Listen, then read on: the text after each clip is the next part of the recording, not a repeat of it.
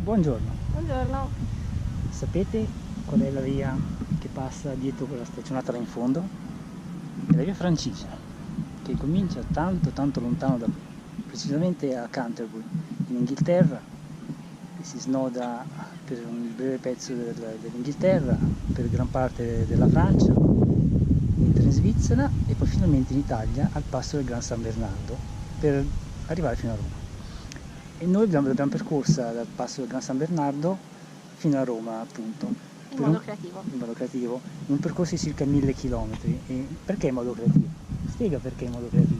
Perché siamo partiti dalla Toscana, quindi abbiamo cominciato con gli ultimi 500 km e poi abbiamo finito con i primi 500 km. Che abbiamo dovuto spezzarla in due parti per esigenze di tempo, perché 1000 km, ahimè, non si percorrono in 2 settimane di ferie.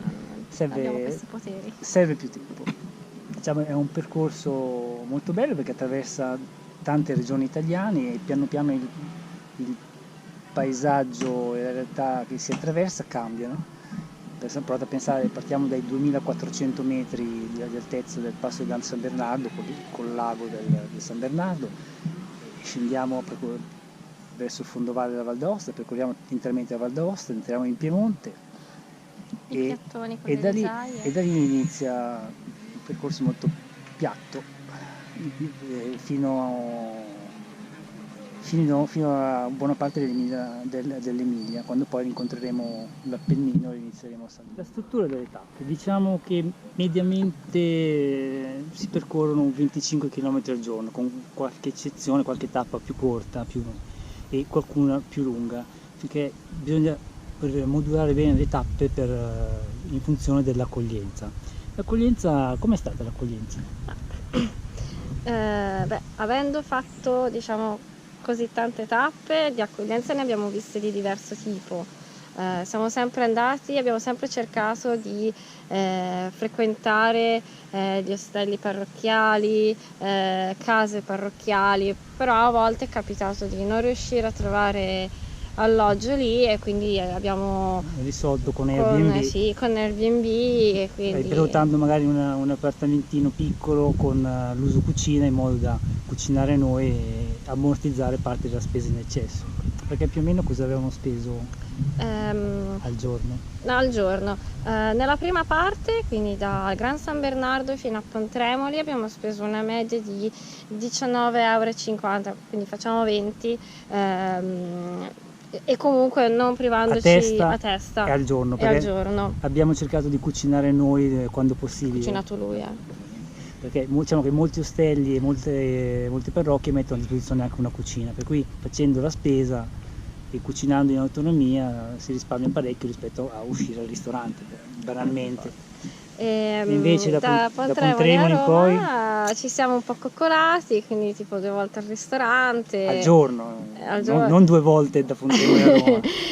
Quindi 2 volte al ristorante al giorno. In e alcuni quindi casi. Lì ci siamo un po' coccolati, anche perché appunto avendo fatto quella tratta lì prima era la nostra prima esperienza, poi eravamo un po' meno sgamati. E volevamo coccolarci, poi effettivamente noi non pensavamo che avremmo terminato il cammino, almeno dalla parte italiana, e quindi ci siamo dati un po' alla pazza gioia. Diciamo che siamo arrivati a 30-35 euro al giorno di media, però ripeto, se si scelgono le accoglienze a donativo, lasciando sempre una cifra congrua, ovviamente. A proposito, il donativo, noi quanto lasciavamo il donativo? Allora, quando si tratta di dormire, lasciare intorno ai 10 euro, se è solo per dormire. Se c'è anche magari una cena comunitaria, lasciare qualcosa di più, almeno 15 euro, ecco, perché diciamo che il donativo che lasciate non serve a pagare quello che state mangiando, serve a fare in modo che chi verrà dopo di voi possa avere le stesse cose che avete avuto voi, per cui quello che mangiate voi stasera vi è stato offerto da chi è passato in quella struttura il giorno prima. Ecco, bisogna scambiarsi il favore, perché se poi la catena si inceppa, come purtroppo succede, le strutture chiudono e allora poi tocca andare tutti in albergo, e lì sì che sono dolori. Lo suggeriresti il cammino? Sì, perché ripeto, l'Italia è stupenda e girandola a piedi si ha modo di conoscerla meglio rispetto a girandola in auto o in treno. E poi i tempi sono più dilatati, si hanno diverse priorità diverse da quelle magari della vita quotidiana, per cui è un modo faticoso però molto bello per staccare dalla quotidianità. A te è piaciuto?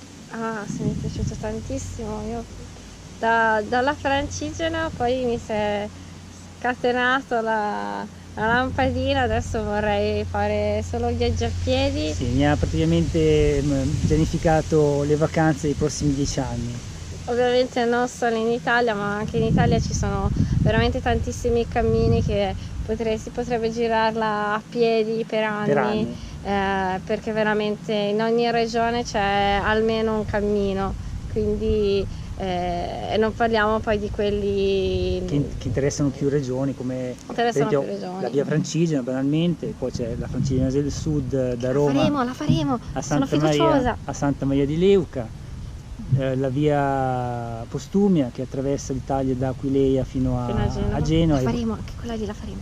Anche quella, e poi volendo si raccorda con le vie francesi che portano verso Santiago, e la via Renana, Via Renana, la faremo anche quella. la via Romea Renana, e poi la via Romea. Renana è una cosa, Sì, la sì, via Romea è un'altra. la via Renana, che è una variante, diciamo, è una variante della Francigena, perché alla fine si mette sulla Francigena. Eh sì, cioè no, finisce a Corte Sant'Andrea e poi si continua Vabbè, per la e Francigena. lì comincia la Francigena, cosa ho detto io? Vabbè, la via Romea che comincia da Stade in Germania, attraversa buona parte della Germania, passa in Austria e poi entra in Italia dal Trentino e poi scende dal Veneto, Emilia, no? Poi un pezzettino in Toscana, proprio un angolino in Toscana,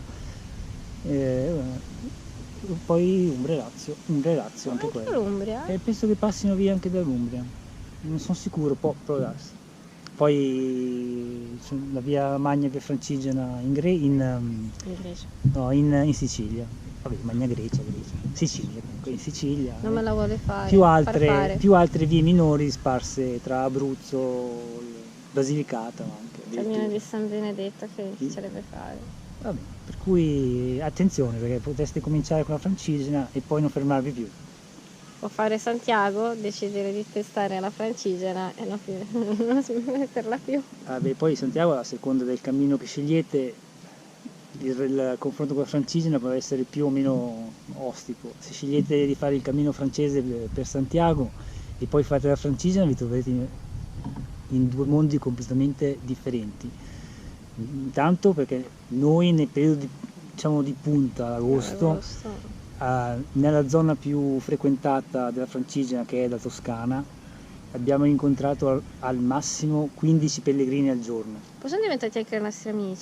Sì, alcuni sono stati amici e ci vediamo ancora spesso dopo ancora 2 anni.